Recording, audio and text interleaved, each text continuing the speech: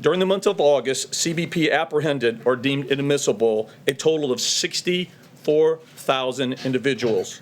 For July, if you recall, that number was just over 82,000, which represents a decline of 22%. Moreover, the August numbers reflects, and this is critical, the August numbers reflects a 56% reduction from the peak in May, which you recall was over 144,000 individuals. Work of initiatives, from regulatory reforms, policy changes, and why? Why did we see in 90 days a 56% reduction? The president has made it very clear that he's going to use every tool available to him and this administration to address this unprecedented crisis at the southern border. We have seen historic agreements and policies put in place by this administration. Again, unprecedented support and cooperation with the government of Mexico.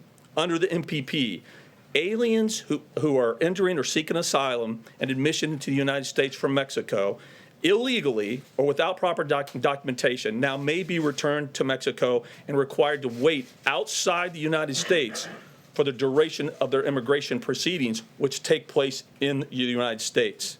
The government of Mexico has agreed to provide them while they're waiting in Mexico with appropriate humanitarian protections for the duration of their stay. To stem the surge of illegal migrants crossing the southwest border and to disrupt aliens. Make no mistake, Mexico has stepped up in an unprecedented way to be partners and really see this as a regional crisis. But as I said, we need them to do more. And there's specific targeted areas that we continue to talk to them that they need to do more. I am concerned whether the government of Mexico, including our partners in the Northern Triangle countries, are going to be able to sustain the level of commitment they have. But in addition to that, as a country, we cannot rely on other countries, no matter how great their support is, to fix our laws. If you think about it, it just can't be sustainable. So that's why I stick to that we need Congress to act. They know what to do, and they've failed the American people by not doing so. A host of reasons. A shortage of immigration judges, backlogs, the wall as far as who's paying for it. As the commissioner of CBP, I don't care. That's political. That's for politicians to decide. What I can tell you as a CBP commissioner, every single mile of wall that is built, this country is more safe. Every single mile of wall that's built, it allows the Border Patrol agents to exponentially increase their capacity to do their job. That's what I can tell you.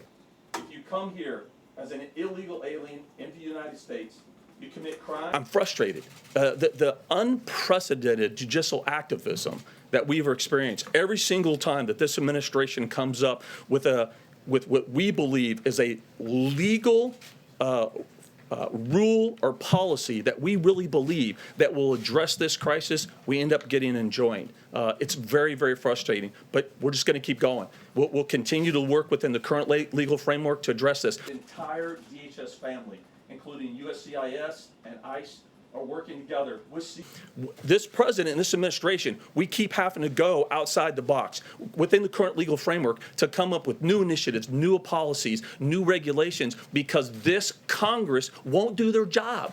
This Congress, I've talked to multiple people on the Hill. I personally told them exactly what they need to do to pass meaningful legislation that would end 85% of this crisis. I think you could put it on one piece of paper and do it in a half an hour, and they refuse to do so. That's what really should frustrate the American people. Single mile of wall that's built, it allows the Border Patrol agents to exponentially. The judge's job is to interpret law, not make law, and that's what I think judicial activism means. That's a big thing in this country. I believe it's a big problem in this country. We can disagree on legal premises and have that argument. That's what courts are there for, to interpret the law, not make the law. And judicial activist decisions like this, I think they're trying to make law instead of interpret that. So, on the President's Week this week, HBCUs and going to Baltimore, can you come up to the podium, Hogan, please? Yeah.